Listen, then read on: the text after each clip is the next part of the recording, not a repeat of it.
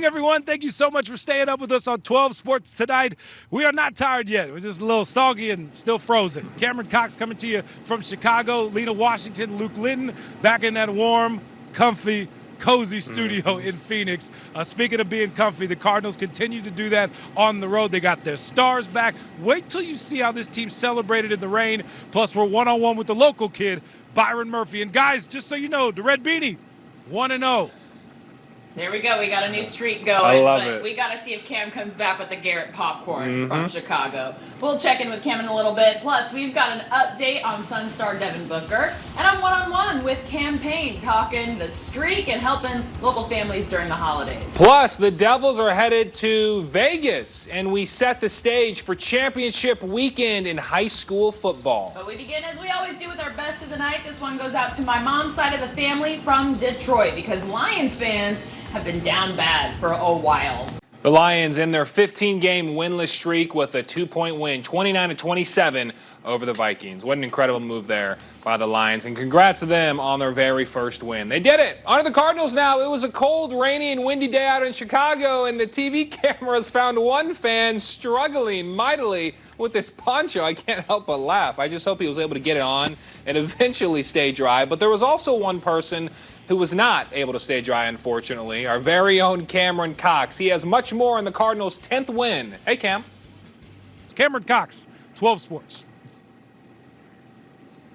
Cam, thank you very much. If there are any openings on that jet, I think Lena and I would love to hop on. Absolutely. Let's go ahead and look at where the NFC currently stands. The Cardinals are up by a game for that #1 overall seed. The Packers, who are on a bye, are tied with the Buccaneers, who beat Atlanta today. And then Dallas is all the way in 4th. Remember, the Cowboys beat New Orleans on Thursday night. And today at SoFi Stadium, home of Super Bowl 56, the Rams put an end to their 3-game losing skid, demolishing the Jaguars, as we'd all expect, 37-7. Matthew Stafford throwing touchdown passes to Cooper Kupp, Van Jefferson, and of course Odell Beckham Jr. in the win. The Cardinals get another crack at the Rams next week on Monday Night Football. Arizona won the earlier meeting between the NFC West rivals, and the Cards can get closer to wrapping up their first division title since 2015 if they get a victory next week.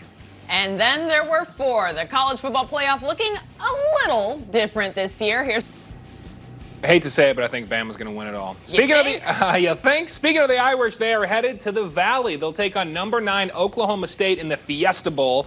But the catch here, Notre Dame has a new head coach. Their defensive coordinator, Marcus Freeman, was promoted after Brian Kelly left for LSU, while the Cowboys are coming off a loss in the Big 12 title game.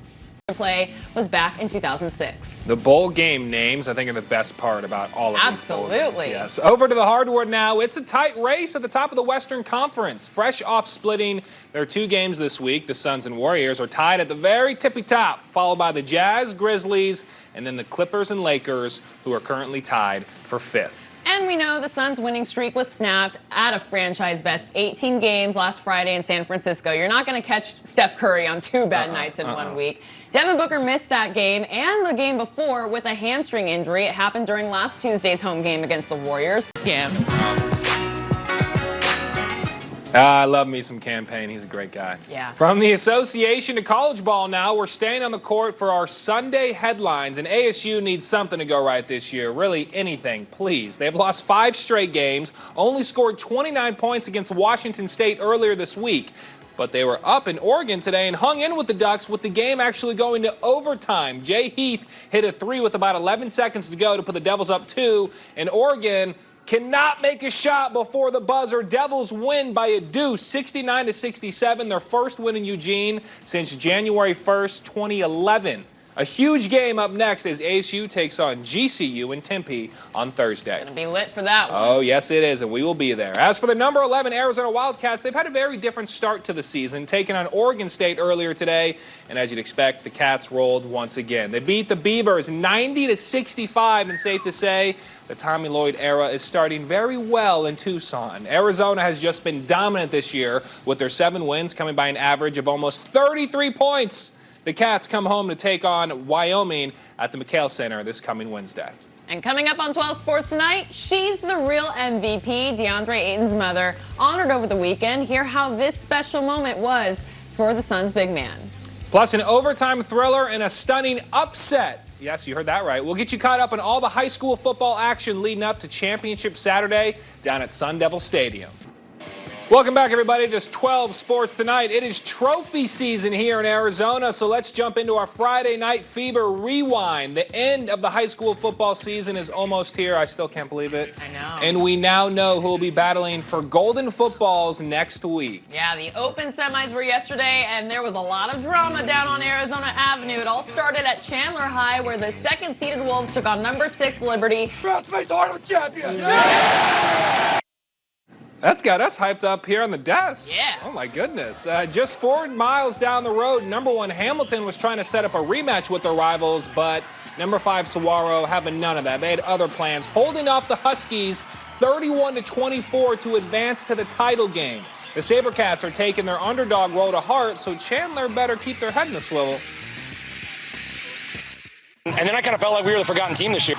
It is going to be a good one. 4A and 5A championships, they will be on Friday, followed by the 6A and Open championships on Saturday. So because of that, we're moving the show back a day for our championship show. It'll air right after Saturday Night Live at 11 p.m. here on 12 News. And then it'll re-air Sunday morning at 8:30. Then the following week, we're back to our normal scheduling programming at 11:35 for our annual awards show. And coming up next on 12 Sports Tonight, after an incredible day for the Cardinals defense, we are one-on-one with Byron Murphy. Stay with us. That is so great. We were just talking about that on the set during the break, whether he would be at the game or not. It seems like he might be. Great stuff as always, Cam. Get home safe. Coming your way after the break, an ASU wrestler breaking a glass ceiling in a special moment for DeAndre Ayton. We're wrapping up 12 Sports Tonight with our last calls. Stay with us. Time for my last call, and I think it's one we'll all appreciate. There's no one like your mama, right? And we saw that in full display this weekend with Sun center DeAndre Ayton and his mother, Andrea. A local nonprofit, Helping Hands for Single Moms, honored Andrea with the My Mom, My Hero Award. The group helps single mothers by connecting them with resources to get a degree. They honored Andrea for helping women in need throughout the valley, and of course, her son made an appearance and gave a brief speech as well. Now, what I love most, even after losing to Golden State, which snapped their winning streak the night before, Ayton still made sure he didn't miss this moment. It actually is unreal, especially coming off a back-to-back, knowing that today is my mom's big day, I couldn't miss it for nothing. And just presenting that award as well, felt like I was getting drafted almost, and she was the commissioner in a way, walking up on stage. She puts her head down and, just don't stop the hard work. And that's something I could, do for myself, but also pass on to my son. The baby is so cute.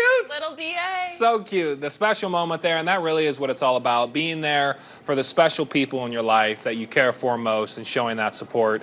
Speaking of basketball, Suns will play the Spurs tomorrow at 7 p.m. It was really cute. His mom, not a big public speaker, really nervous to get in front of the stage. Didn't make a speech, but you could tell she was very grateful for that award and just so happy to give back to the community, and so great to see DA there as well, supporting his mama. Absolutely. We love seeing the families getting shout-outs. I did see baby DA and big DA hanging out on the court after the Suns season opener, so definitely a strong family there with the Aytons. And we're looking forward to seeing if the Suns can get another winning streak going tomorrow night.